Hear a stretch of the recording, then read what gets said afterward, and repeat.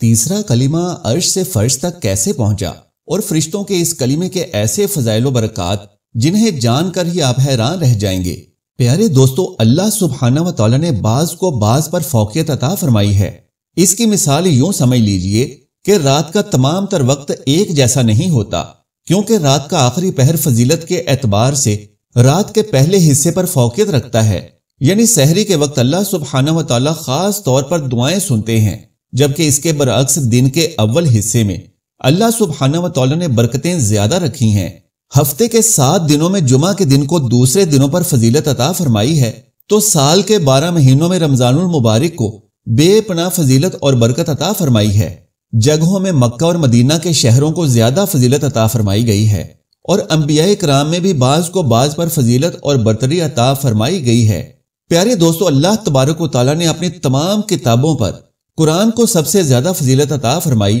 اور خود قرآن کے اندر بھی بعض آیات کو بعض پر فضیلت اور برتری حاصل ہے۔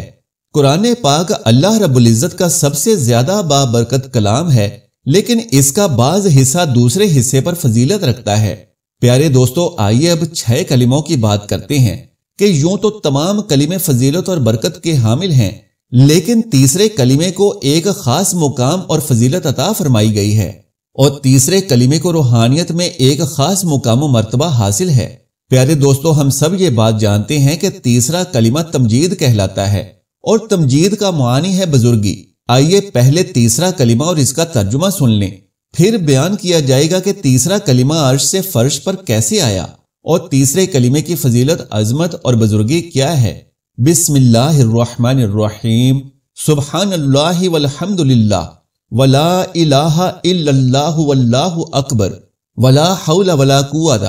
الا باللہ العلی العظیم۔ ترجمہ: پاک ہے اللہ تعالی، تمام تعریف اللہ جل شانہ کے لیے ہے، اس کے سوا کوئی معبود برحق نہیں ہے۔ اللہ تعالیٰ سب سے بڑا ہے، گناہوں سے بچنے کی طاقت اور نیک کام کرنے کی قوت اللہ تعالیٰ کی طرف سے ہے، جو بلند اور عظمت والا ہے۔ پیارے دوستو، بزرگان دین فرماتے ہیں کہ اگر کوئی انسان ذہنی، نفسیاتی اور معاشرتی مسائل میں گرا ہوا ہو اور پریشان حال ہو تو اسے اللہ کے دین کے قریب لاؤ،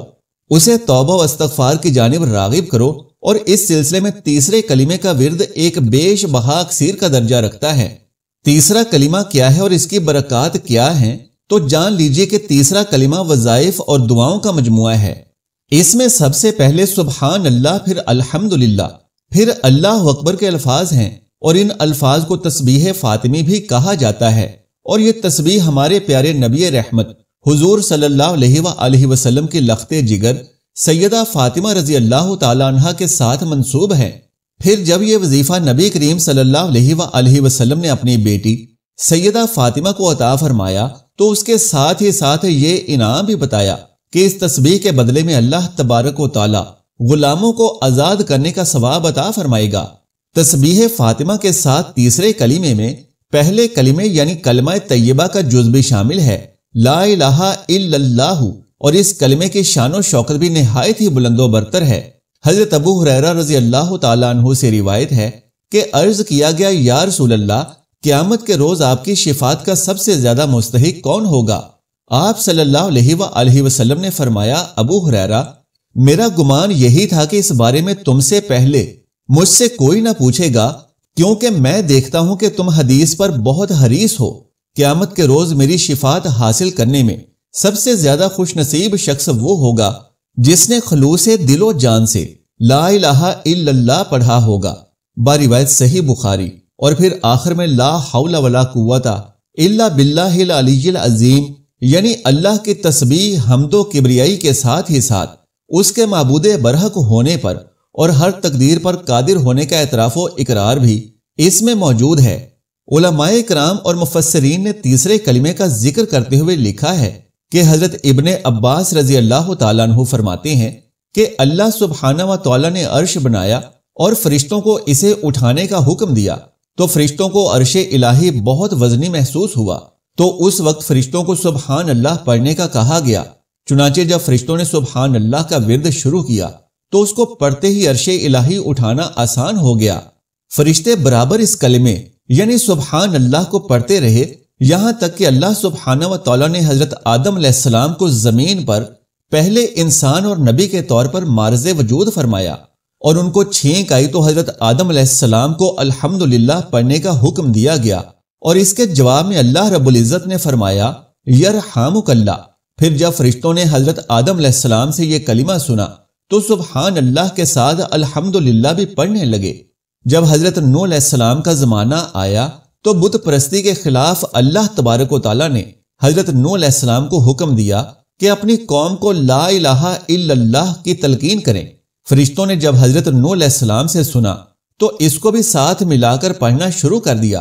اور یوں فرشتوں کے پاس 3 کلمات اکٹھے ہو گئے، یعنی سبحان اللہ، الحمدللہ اور لا الہ الا اللہ۔ فرشتے ان 3 کلمات کی تسبیح کرتے رہے اور وقت گزرتا رہا۔ جب حضرت ابراہیم علیہ السلام کا زمانہ آیا تو حضرت ابراہیم علیہ السلام کو حضرت اسماعیل علیہ السلام کی قربانی کا حکم ملا۔ تعمیل کرنے لگے تو جنت سے جبرائیل علیہ السلام دمبا لے کر حاضر ہو گئے، اور ابراہیم علیہ السلام نے اسماعیل علیہ السلام کے جگہ پر اس دمبے کو قربان کر دیا، اور آپ کی زبان اقدس سے بحالت خوشی یہ الفاظ نکلے اللہ اکبر۔ جب فرشتوں نے اس کلمے کو سنا تو اسے بھی اپنی تسبیح میں ساتھ ملا لیا۔ اب اس تسبیح کو یوں پڑھنے لگے سبحان اللہ والحمدللہ لا الہ الا اللہ واللہ اکبر۔ وقت گزرتا گیا اور ہمارے پیارے آقا حضرت محمد صلی اللہ علیہ وآلہ وسلم کو اللہ رب العزت نے دنیا میں مبعوث فرمایا تو تب یہ کلمہ مکمل ہوا۔ پیارے دوستو، ایک روز حضرت جبرائیل علیہ السلام نے نبی کریم صلی اللہ علیہ وآلہ وسلم کو تیسرے کلمے کے پہلے واقعات کے بارے میں آگاہ فرمایا اور بتایا کہ کیسے فرشتوں نے ان 4 کلمات کو جمع کیا اور پھر اس کا ورد کرتے رہے ہیں۔ جب نبی کریم صلی اللہ علیہ وآلہ وسلم نے ان 4 کلمات کی تسبیح کو سنا تو آپ صلی اللہ علیہ وآلہ وسلم نے اظہار تعجب کے لیے فرمایا لا حول ولا قوت الا باللہ العلی العظیم۔ تو پیارے دوستو، جب حضرت جبرائیل علیہ السلام نے نبی کریم صلی اللہ علیہ وآلہ وسلم کی زبان اقدس سے یہ آخری حصہ سنا تو اس حصے کو بھی ساتھ ملا کر تیسرے کلمے تمجید کی صورت میں ان کلمات کی تسبیح کرنے لگے، جو کہ آج تک جاری و ساری ہے اور قیامت تک انشاءاللہ تبارک و تعالیٰ یہ تسبیح کی جاتی ہی رہے گی۔ تو تیسرے کلمہ کی تکمیل کے مراحل سے ہی اس کی اہمیت و فضیلت کا اندازہ لگایا جا سکتا ہے۔ محدثین نے فرمایا کہ نبی رحمت صلی اللہ علیہ وآلہ وسلم کا فرمان علی شان ہے کہ کیا تم میں سے کوئی ایسا شخص نہیں جو احد پہاڑ کے برابر عمل کر لیا کرے؟ عرض کیا گیا یا رسول اللہ صلی اللہ علیہ وآلہ وسلم وہ کیسے؟ تو آپ صلی اللہ علیہ وآلہ وسلم نے فرمایا کہ ہر شخص یہ عمل کر سکتا ہے، کیونکہ سبحان اللہ کہنے کا ثواب احد پہاڑ سے زیادہ ہے، الحمدللہ کہنے کا ثواب احد سے زیادہ ہے، لا الہ الا اللہ کہنے کا ثواب اور اللہ اکبر کہنے کا ثواب بھی احد سے زیادہ ہے۔ چنانچہ نبی کریم صلی اللہ علیہ وآلہ وسلم کی زبان اقدس سے نکلے یہ الفاظ اور پھر اولیاء کرام اور برگزیدہ بندوں کے عملیات سے یہ بات ثابت ہوتی ہے کہ ان کلمات میں کوئی نہ کوئی انمول خزانہ ضرور پوشیدہ ہے۔ نبی کریم صلی اللہ علیہ وآلہ وسلم نے تو اس کلمے میں شامل الفاظ کو احد جیسے بلند و بالا پہاڑ سے بھی بلند مرتبہ قرار دیا ہے۔ حضرت ابو ہریرہ رضی اللہ تعالیٰ عنہ فرماتے ہیں کہ نبی کریم صلی اللہ علیہ وآلہ وسلم نے ارشاد فرمایا ساری کائنات سے کہ جس پر سورج طلوع ہوتا ہے مجھے یہ پسند ہے کہ میں یہ کہوں سبحان اللہ والحمدللہ ولا الہ الا اللہ واللہ اکبر، یعنی اللہ پاک ہے اور تمام تعریفیں اللہ ہی کے لیے ہیں، جس کے سوا کوئی معبود برحق نہیں اور اللہ ہی سب سے بڑا ہے۔ لہٰذا ایک اور روایت میں حضرت عبداللہ بن ابی اوفی رضی اللہ تعالیٰ عنہ سے روایت ہے کہ ایک شخص نے نبی کریم صلی اللہ علیہ وآلہ وسلم کی بارگاہ میں حاضر ہو کر یوں عرض کیا کہ اے اللہ کے رسول صلی اللہ علیہ وآلہ وسلم، میں سارا قرآن سیکھنے کی استطاعت نہیں رکھتا، لہٰذا مجھے ایسے کلمات سکھا دیجئے کہ جو اس کے قائم مقام ہو جائیں۔ پس آپ صلی اللہ علیہ وآلہ وسلم نے اس سے فرمایا کہ تو کہا کر سبحان اللہ والحمدللہ ولا الہ الا اللہ واللہ اکبر ولا حول ولا قوت الا باللہ العلی العظیم۔ تو اس شخص نے عرض کیا کہ یہ کلمات حمد تو اللہ تبارک و تعالیٰ کے لیے ہو گئے، تو میرے لیے کیا ہے؟ تو آپ صلی اللہ علیہ وآلہ وسلم نے فرمایا کہ تو اس طرح کہا کر